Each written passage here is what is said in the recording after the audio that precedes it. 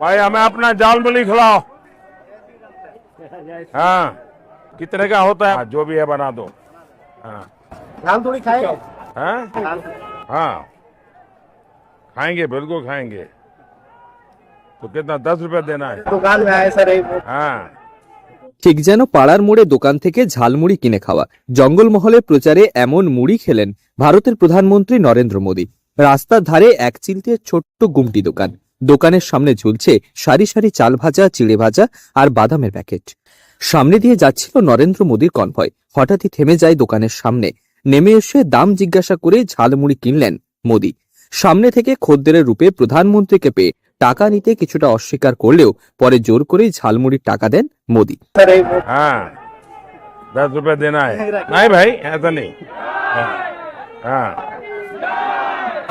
हमारे दुकान आसलेन। हाँ। बोलिए आपका नाम क्या है? मेरा नाम बोले नाम क्या नाम? बोले विक्रम कुमार साव है मेरा नाम। हाँ। तो वही फिर बोले मसाला मुड़ी बनाओ। फिर मसाला मुड़ी बनाए खाएं। ये बोला बहुत बढ़िया है। तो बच्चे लोग के खिलाया, माता पिता का नाम पूछे और वही पूछे कितनी रोजगार हो जाता है, जो बोले तो ठीक है। শুধু নিজে নয়, অন্যদের খাওয়ালেন ঝালমুড়ি। কাগজের ঠোঙায় ঝালমুড়ি খেতে দেখে হতবাক হয়ে যান জঙ্গলমহলের মানুষ। রবিবার ঝাড়গ্রাম শহরের কলেজ মোড়ে এক সাধারণ দোকানে ঢুকে পড়লেন দেশের প্রধানমন্ত্রী নরেন্দ্র মোদী।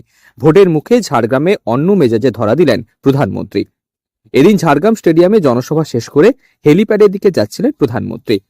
পথে কলেজ মোড়ে আচমকাই তার কনভয় থামিয়ে গাড়ি থেকে নেমে মোদী শটান ঢুকে পড়লেন বিক্রম কুমার সাউয়ের ঝালমুড়ির দোকানে।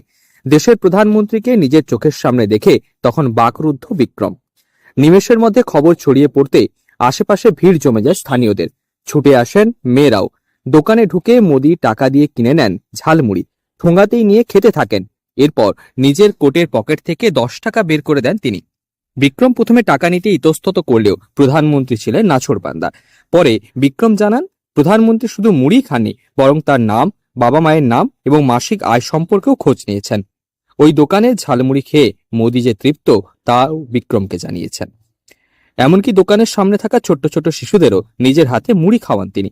প্রধানমন্ত্রীর কনভয় এলাকা ছাড়ার পর থেকেই বিক্রমের ভাগ্য যেন রাতারাতি বদলে গিয়েছে। এখন তার দোকানের সামনে সাধারণ মানুষের উপচে পড়া ভিড়। এলাকার বিজেপি নেতাকর্মীরাও হাজির হচ্ছেন সেই দোকানে, যেখানে প্রধানমন্ত্রী নিজে বসে ঝালমুড়ি খেয়েছেন। রাতারাতি ভিভিআইপি তকমা পাওয়া বিক্রমের চোখে মুখে এখন কেবলই বিস্ময় আর ভালো লাগার রেস। ঝাড়গ্রাম থেকে রঞ্জন চন্দ্রের রিপোর্ট, লোকাল 18 বাংলা।